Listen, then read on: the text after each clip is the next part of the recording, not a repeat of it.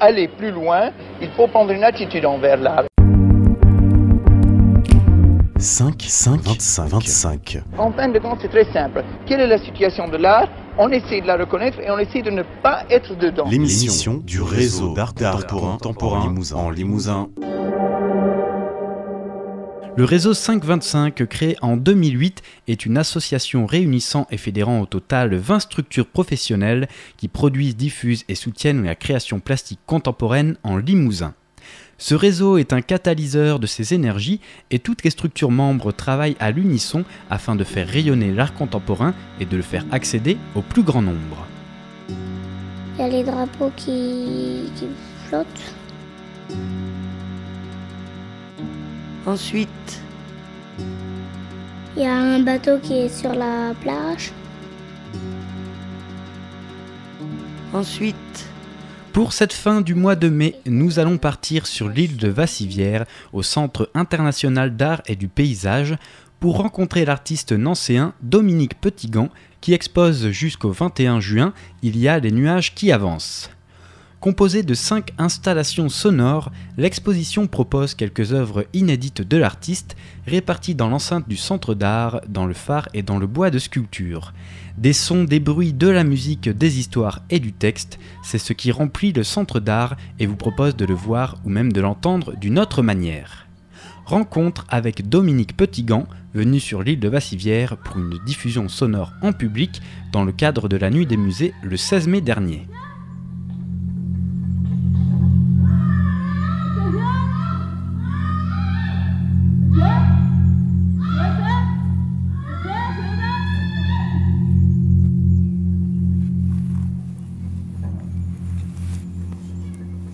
Alors, bonjour Dominique. Premièrement, je vais revenir sur ton parcours. Enfin, tu vas revenir sur ton parcours. Comment t'en es arrivé à l'art ? Avant de faire de l'art, je faisais plutôt de l'architecture, mais même avant de faire des études d'architecture que j'ai fait brièvement, j'ai toujours fait des choses qui étaient un peu tout azimut, des images, des sons, de la musique, écrire des textes, un peu toutes sortes de choses. Je ne sais pas comment je suis venu à faire de l'art. Voilà. Je peux pas être plus... Par contre, ce que je peux dire, c'est qu'avant de faire des sons, des œuvres sonores, je faisais plutôt des films. D'accord. Et alors, justement, comment t'en es venu au son ? Par soustraction. En gros, en faisant des films, des textes, des images, des sons, au bout d'un moment, il n'y a que le son qui est resté. Et pour plein de raisons, mais j'ignore, il n'y a pas de raison principale. C'est pas de façon consciente et délibérée que je me suis dit, à partir de maintenant, je vais faire que du son. Il se trouve que à l'époque où j'ai commencé, dans les années 80, c'était difficile de continuer à faire des vidéos sans avoir de moyens, sans faire des dossiers, sans écrire des projets, tout ça.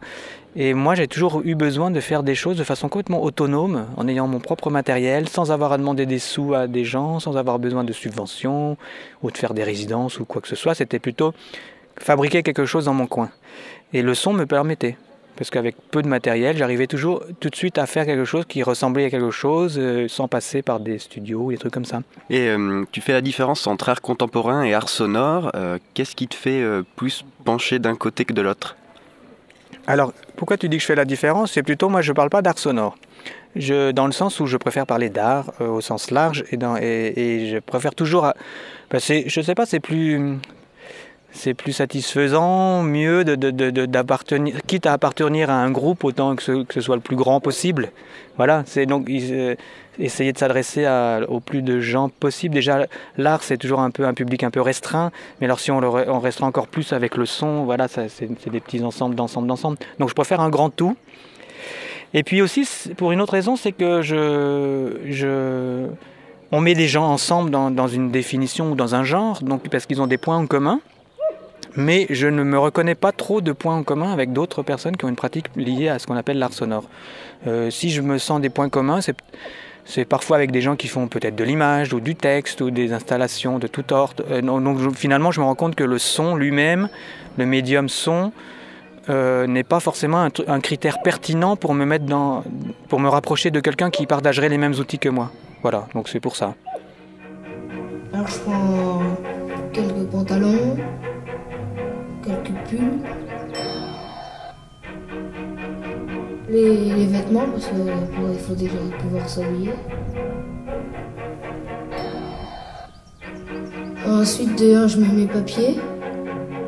Genre passeport, carte d'identité. Et comment on expose du son? Moi, je travaille toujours en 2 temps. Il y a un temps où je fais des œuvres et il y a un temps où je réfléchis à comment les montrer, comment les exposer. Donc dans le premier temps où je fais les œuvres, c'est un temps qui est déconnecté du milieu de l'art, des lieux d'expo, déconnecté de tout. C'est un temps où je suis chez moi, où je fabrique des choses, donc j'enregistre, je fais des montages et je construis des récits, Et après, ces œuvres, elles sont un peu en attente d'être montrées.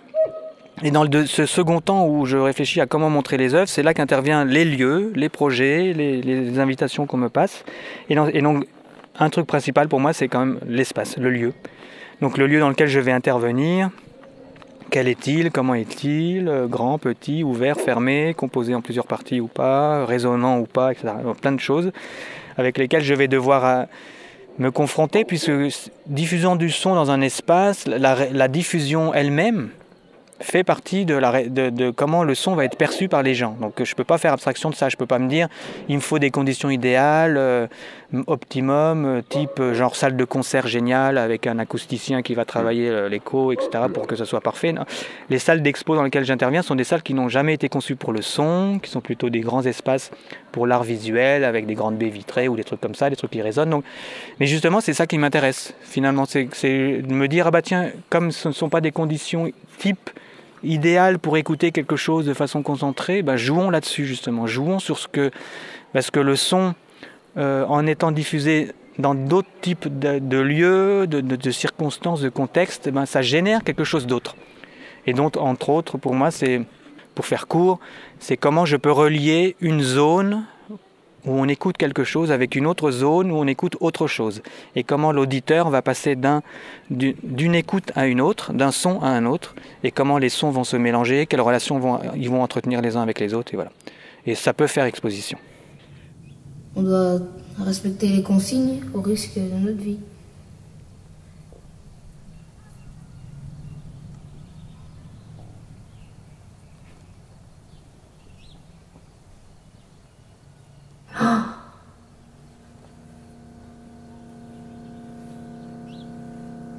Alors on va rester à Vassivière et donc ce titre d'exposition, il y a les nuages qui avancent. Pourquoi? Évidemment, je vais pas répondre parce que je vais dire que c'est un titre qui est issu d'une des œuvres qui est montrée. Donc l'œuvre s'appelle Il y a ensuite. Dans cette œuvre, il y a 2 voix, une enfant et une adulte, et l'enfant décrit un paysage. Alors on ne sait pas s'il y a le paysage qui est inventé ou qui est sous ses yeux, on ne sait pas trop, c'est entre les deux. Et à un moment donné, elle dit « il y a les nuages qui avancent ». Il y a les nuages qui avancent. Et comme je savais que j'allais montrer cette œuvre à Vassivière, parce que elle est vraiment, je trouve qu'elle trouve vraiment sa place dans la salle qu'on appelle le petit théâtre, qui est pourvu d'une petite fenêtre qui donne accès au paysage. Je me dis voilà, ça c'est le lieu parfait pour cette pièce. Comme je disais, je travaillais en 2 temps. Le deuxième temps, c'est de me dire ah bah voilà, j'ai un lieu, un contexte. Cette œuvre-là, je vais la repêcher dans mon tiroir pour la montrer. Elle va trouver son support. Et puis voilà, quand on cherche un titre, c'est toujours difficile pour moi de trouver un titre pour une expo qui rassemble plusieurs œuvres. Parce que trouver un titre pour une œuvre, ça va encore parce qu'il y a des éléments dans l'œuvre qui donnent un titre possible. Mais quand c'est une expo, c'est difficile parce que trouver un sentiment général, tout ça, essayer de trouver une définition du projet qu'on est en train de faire, et ça pour moi c'est impossible. Donc il faut choper quelque chose qui passe et qui nous semble pertinent et juste et beau, et voilà, sans trop réfléchir. Et puis c'est après qu'on se rend compte qu'on a bien senti les choses, parce que ça peut rentrer en résonance avec plein de trucs. C'est comme ça que je fonctionne. Pour ce titre-là, c'est ça. Donc il y a les nuages qui avancent, c'est aussi une invitation. Voilà quoi. Ensuite, Il y a des gens qui se sèchent sur la digue. Ensuite, Puis il y a une nonne qui a fait sécher son linge dehors. Et alors, qu'est-ce qu'on peut écouter dans cette exposition?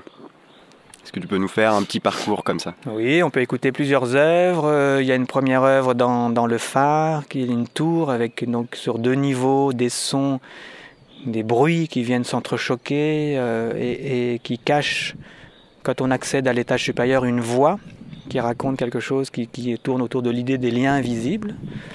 Après, plus tard, dans une grande nef, on entend des bruits qui sont plutôt d'électricité perturbée, avec des impacts, des vibrations, des ondes, des chocs, des choses qui ressemblent, qu'on ne sait pas identifier, mais qui pourraient évoquer l'idée de quelque chose qui est perturbé. Ce sont des bruits.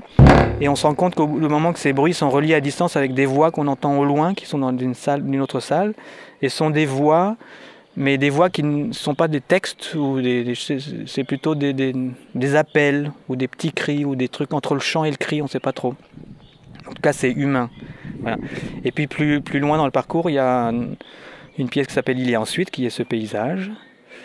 Plus loin, dans le vrai paysage de l'île, donc dans la forêt, il y a une pièce qui s'appelle « Je siffle au bord du quai », qui est une pièce qui est vraiment écoutée en pleine nature et qui propose un jeu aussi perturbé où l'auditeur est désorienté ou attendri, je ne sais pas comment les gens vivent ça, mais par les sons qu'il entend, qui sont un sifflement, une mélodie qui s'égrène petit à petit, fragment par fragment, et puis de temps en temps des sons interrompus qui interrompent cette mélodie, qui sont des interventions de train à très grande vitesse qui viennent un peu couper comme ça, chouc. Voilà, ça c'est une pièce donc à écouter à l'extérieur. Et pour tes œuvres, on parle un peu de cinéma pour les oreilles. Est-ce que ça te parle ? Oui, ça me parle, mais ça me parle plus quand pour une écoute, pas en exposition, plutôt pour une écoute type concert, où on écoute dans une salle, où là on est plus dans où finalement face à des haut-parleurs, on est dans un espace de projection mentale et imaginaire, où là il y a vraiment un peu un cinéma qui se fait pour l'oreille. Mais je trouve que moins dans les espaces d'expo, parce que les espaces d'expo, on est plus dans une confrontation avec l'espace réel, le paysage réel, extérieur ou intérieur, et les sons. Et donc il y a évidemment un rapport à l'imaginaire, à la projection mentale, mais là on est plus dans une histoire de présence, je trouve, que de projection mentale type cinéma pour l'oreille. Et c'est aussi dans le dispositif. Une exposition, pour moi, les œuvres, les installations sonores qui sont montrées sont plutôt des environnements sonores. Donc c'est des choses qui ont affaire plutôt à quelque chose de permanent, enfin comme une sculpture, quelque chose de statique. Voilà. J'essaye quand je fais une installation, qu'elle ait un côté statique, ce qui est un peu un paradoxe faisant du son, parce que le son c'est du mouvement et c'est toujours un changement, une rupture, un son, un silence, un truc, ça bouge tout le temps. Mais il y a un côté statique dans le rapport à l'infini, au temps qui se déroule, à la répétition ou à des choses comme ça, le fait de créer un peu de l'immobile. Alors que, donc pour moi ça c'est l'installation, alors qu'une écoute plutôt type concert, type cinéma pour l'oreille, c'est quelque chose qu'au contraire qui est plus linéaire, qui a un début, une fin, qui est quelque chose qui progresse, c'est plus comme quand on marche, on va d'un point à un autre et il y a vraiment une progression, quelque chose comme ça. Voilà. Donc du coup en gros là ça a plus un rapport avec le temps, alors que dans une expo c'est plus un rapport avec l'espace. Mais évidemment tout ça se combine parce que c'est toujours l'un et l'autre mélangés. Voilà. Et comme tu disais, alors dans le cadre de la nuit des musées, il y a eu une projection, une diffusion plutôt publique de pièces, de différentes pièces. Alors, c'est quoi ton rapport avec le concert, avec ce genre de diffusion ? Ça c'est depuis le début, j'ai toujours eu plusieurs façons de faire entendre ce que je faisais, et donc les installations en exposition, mais aussi les disques, mais aussi cette diffusion type concert. Mais ce n'est pas un concert parce que il n'y a pas de live, par exemple. Je ne suis pas là en train de jouer, interpréter quelque chose. Par contre, il y a une dimension concert, spectaculaire, dans le fait que les gens sont assis, événementiel parce que les gens sont regroupés en même temps, donc ça fait public et ça fait événement parce que c'est un jour à telle heure précis. Alors que les installations, ça tourne en boucle et les gens viennent quand ils veulent, seuls. Donc en diffusion, c'est plutôt tout le monde au même moment écoute quelque chose. Et qui a un début, une fin. Et donc là, moi, je suis là, derrière les gens, et puis je conduis quelque chose. Donc je raconte une histoire, finalement, il y a un fil qui s'égrène comme ça, continu ou moins continu, plus ou moins conducteur, mais il y a quelque chose qui se passe, qui progresse. Et donc moi, ça me permet de faire entendre plein de pièces, des pièces récentes, anciennes, ou ça, mais que je remets dans un ordre pour recréer vraiment une narration.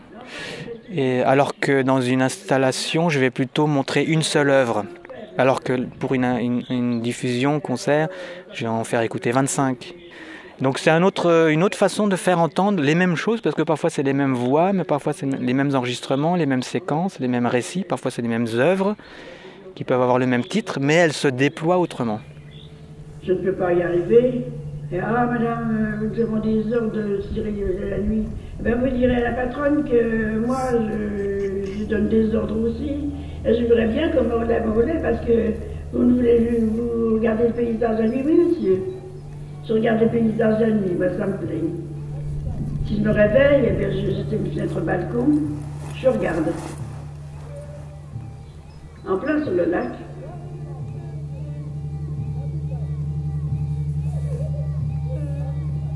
Pour cette exposition, pas grand-chose d'accroché au mur, les installations sonores étant composées d'enceintes disposées dans l'architecture du lieu.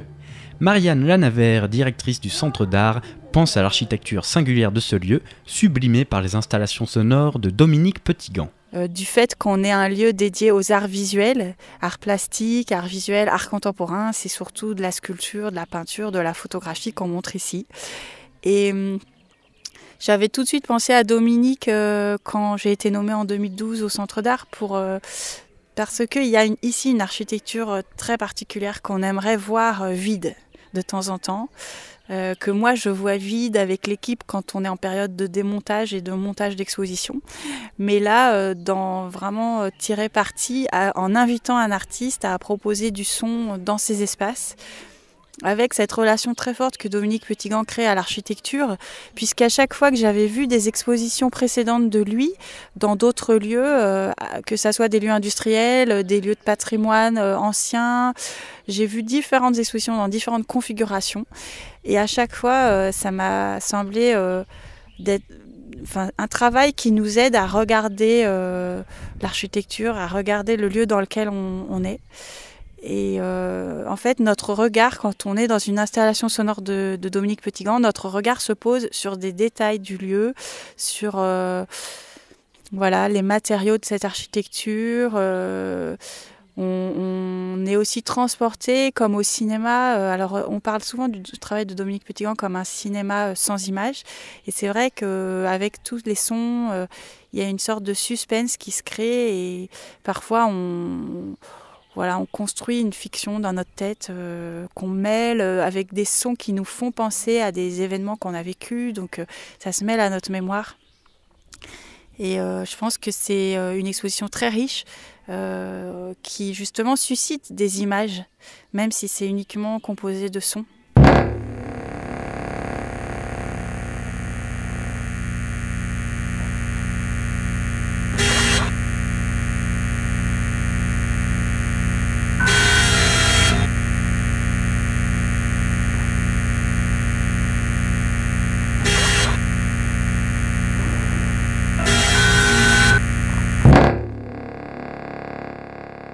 Vous pouvez visiter l'exposition « Il y a les nuages qui avancent » de Dominique Petitgan au Centre international d'art et du paysage de Vassivière du mardi au dimanche de 11h à 13h et de 14h à 18h jusqu'au 21 juin. Pour la prochaine exposition, le Centre d'art de Vassivière propose « Être chose », une exposition collective présentée en partenariat avec le Traignac Project. C'est une exposition qui portera sur deux mondes, le monde humain et le non-humain. Le vernissage est prévu pour le 4 juillet sur le site du Traignac Project et au centre de Vassivière. Plus d'informations sur le www.ciapîle-de-vassivière.com. Pour aller plus loin, il faut prendre une attitude envers l'art. 25. En fin de compte, c'est très simple. Quelle est la situation de l'art? On essaie de la reconnaître et on essaie de ne pas être dedans. L'émission du réseau d'art contemporain en Limousin.